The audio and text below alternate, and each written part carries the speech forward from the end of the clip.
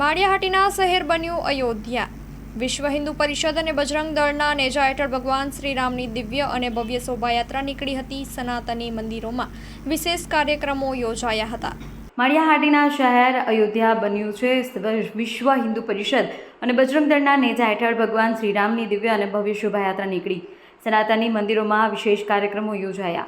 માળિયાહાટીમાં આજે ભગવાન શ્રી રામચંદ્રજીના જન્મોત્સવની શહેરમાં ધામધૂમપૂર્વક ઉજવણી કરવામાં આવેલ, જેમાં શહેરના મુખ્ય માર્ગો પર વિશાળ શુભકામનાના બેનરો, ધ્વજા, પતાકાઓ દ્વારા બાંધવામાં આવેલ અને વિશ્વ હિન્દુ પરિષદ તથા બજરંગ દળના નેજા હેઠળ અત્રેના વડલિયા હનુમાન મંદિરના પ્રાંગણથી વિશાળ અને ભવ્ય તથા દિવ્ય શોભાયાત્રાનું પ્રસ્થાન કરવામાં આવ્યું।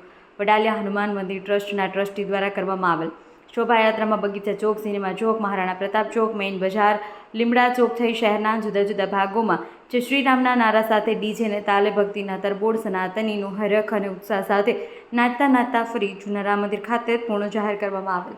આ તકે શોભાયાત્રામાં રાજકીય, સામાજિક, વેપારી સહિત સંસ્થાના આગેવાનો તથા મોટી સંખ્યામાં માતાઓ, બહેનો, ભક્તો ઉમટી પડી રામ જન્મોત્સવની ધામધૂમપૂર્વક ઉજવણી કરેલ, તેમજ શહેરના રામચંદ્રજી મઠ, સ્વામિનારાયણ મંદિર, હવેલી સહિત મંદિરોમાં પણ વિશેષ પૂજા અર્ચના, મહાઆરતી સહિત કાર્યક્રમો કરવામાં આવેલ। આ તકે લોહાણા સમાજ દ્વારા જલારામ મંદિર ખાતે સત્યનારાયણની કથા તથા સમસ્ત લોહાણા સમાજ ફળાહાર પ્રસાદનું આયોજન કરવામાં આવેલ। આ તકે માળિયાહાટીના પોલીસ વિભાગના પીઆઈ મિતુલ પટેલ, પીઆઈ સલમા સુમરા સહિત સ્ટાફ દ્વારા ચુસ્ત પોલીસ બંદોબસ્ત જાળવી કાયદો વ્યવસ્થા ભંગ ન થાય તેની તકેદારી રાખવામાં આવેલ હતી। અહેવાલમાં ન્યૂઝ પ્રતાપ શિશોદિયા। માળિયાહાટીના ગૌતમ દવે વિશ્વ હિન્દુ પરિષદ જિલ્લા સહમંત્રી આજરોજ ભગવાન શ્રી રામના જન્મોત્સવની દર વર્ષની જેમ આ વર્ષે પણ શોભાયાત્રાનું આયોજન કરેલ છે।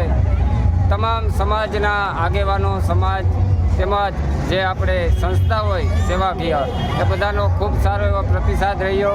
બધા ધર્મપ્રેમી જનતા સારી રીતે એવા જોડાણા। દર વર્ષની જેમ ભવ્યથી અતિ ભવ્ય શોભાયાત્રામાં વધારો થઈ રહ્યો છે। વડલિયા હનુમાન ગ્રુપ દ્વારા ફરાળનું પણ આયોજન કરેલ હતું અને અત્યારે મહારાણા પ્રતાપજી ચોકમાં મહારાણા પ્રતાપજીને ફૂલહાર તોરા કરી અને આગળ જૂના રામ મંદિરે આરતી કરી અને આ શોભાયાત્રા પૂર્ણ થશે। બધા ભક્તોએ ખૂબ સરસ એવો લાભ લીધો અને આવતા વર્ષે પણ અતિ વિશેષ વધારે ભક્તો લાભ લે એવી આશા સાથે આવા ધાર્મિક કાર્યકરો અમે કરતા રહીશું। જય જય શ્રી રામ।